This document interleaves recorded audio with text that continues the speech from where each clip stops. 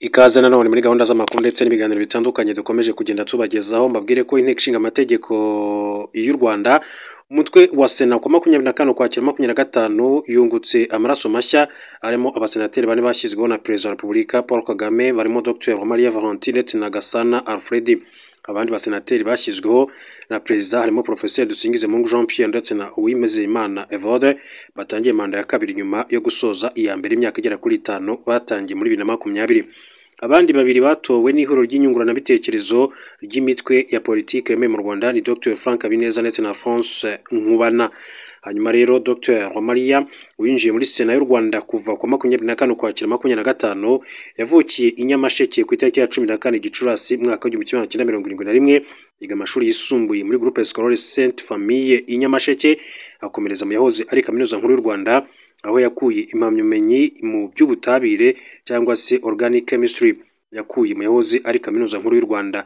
Muri 2005 nibwo Dr Uwamariya yabonye impamyabumenyi cyiciro cya gatatu cya kaminuza yakuye muri Kaminuza ya Witwatersrand muri Afurika y'Epfo.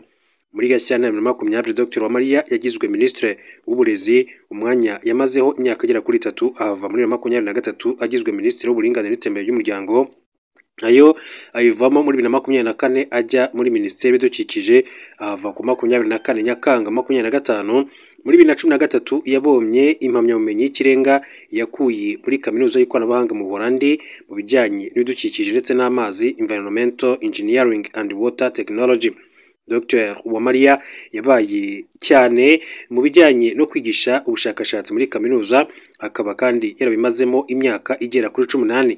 Yabaye kandi umuyobozi w'ishuri ry'ubumenyi muri College y'ubumenyi n'ikoranabuhanga muri Kaminuza Nkuru y'u Rwanda kuva mu Gushyingo na 18 kugeza muri Gashyantare 2020. Yari umuyobozi wungirije w'ishuri rikuru ry'imyuga n'ubumenyingiro RP ushinzwe amasomo, iterambere ndetse n'ubushakashatsi muri iri shuri. Alfred Gasana yagizwe Minisitiri w'Umutekano ku itariki ya 18 Ukuboza 2021, nyuma y'umwaka n'amezi 6 iyi minisiteri itabaho.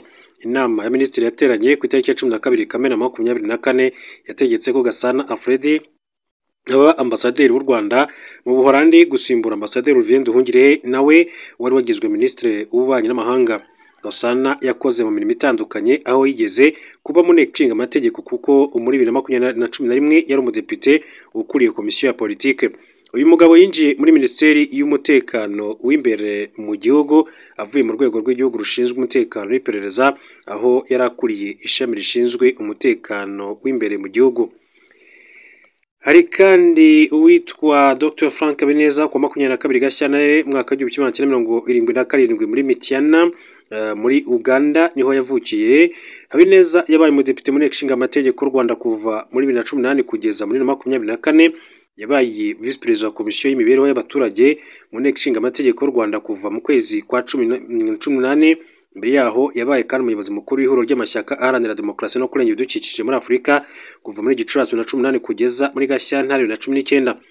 Dr Frank Habineza afite impamyabumenyi y'icyiciro cya gatatu cya kaminuza Masters mu by'ubushakashatsi ku ntambara yakuye muri Kaminuza ya Gisirikare yo muri Swede, akagira kandi impamyabumenyi y'icyiciro cya kabiri cya kaminuza mu miyoborere yavanye muri Kaminuza Nkuru y'u Rwanda, ndetse n'impamyabumenyi y'ikirenga muri demokarasi n'uburenganzira bwa muntu yakuye muri Kaminuza ya Bethel muri Leta Zunze Ubumwe za Amerika.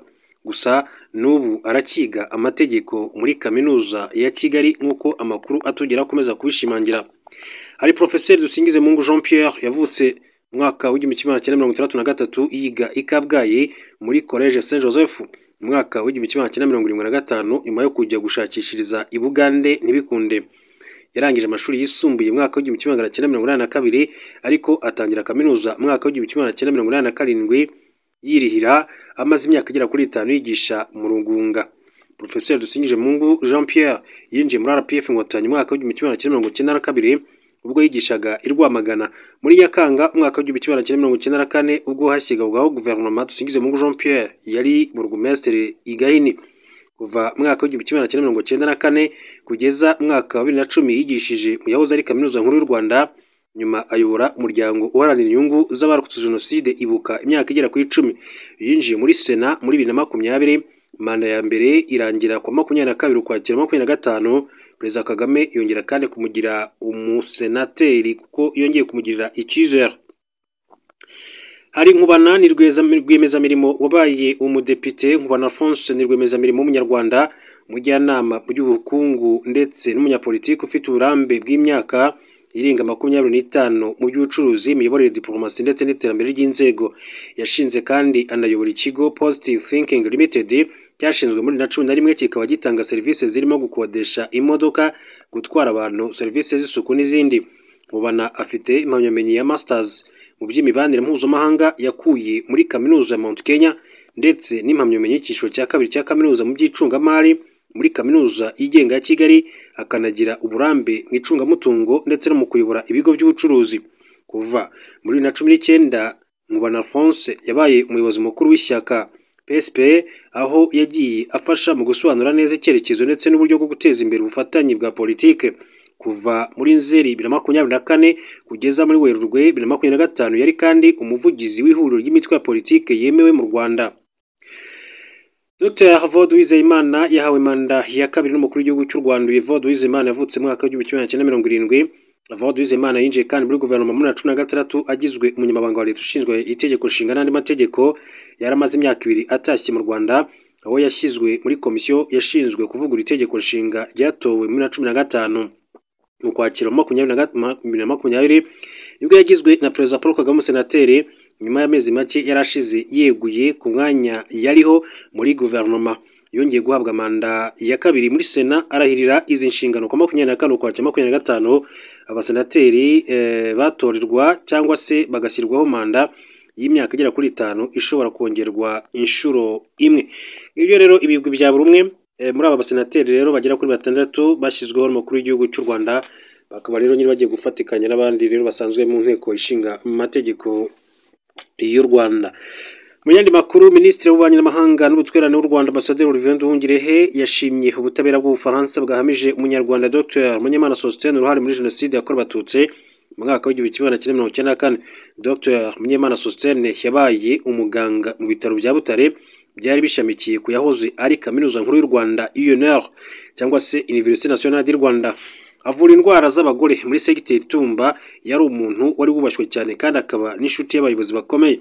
Mu ijoro ryo ku itariki ya 23 Ukwakira 2025 urugereko rw'ubujurire rw'urukiko rwa rubanda rw'Ubufaransa i Paris rwamuhamije gukora jenoside, ibyaha byibasiye inyokomuntu n'ubufatanyacyaha muri jenoside, rumukatira igifungo cy'imyaka 24.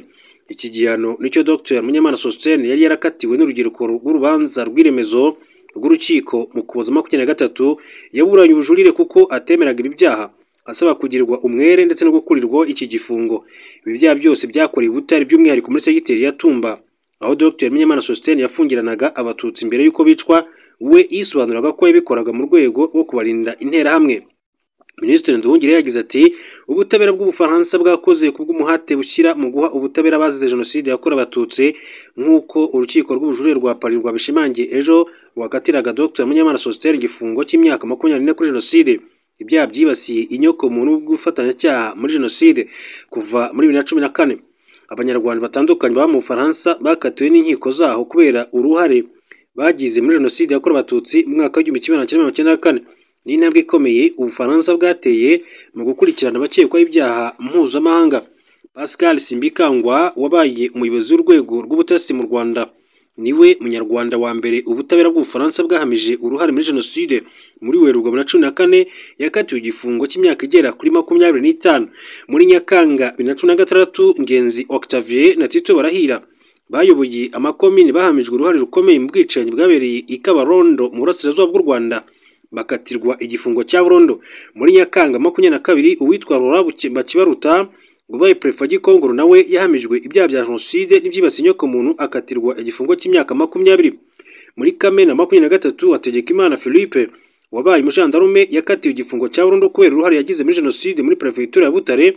Iki gihano cyashimangiwe no mu bujurire mu Gushyingo 2024.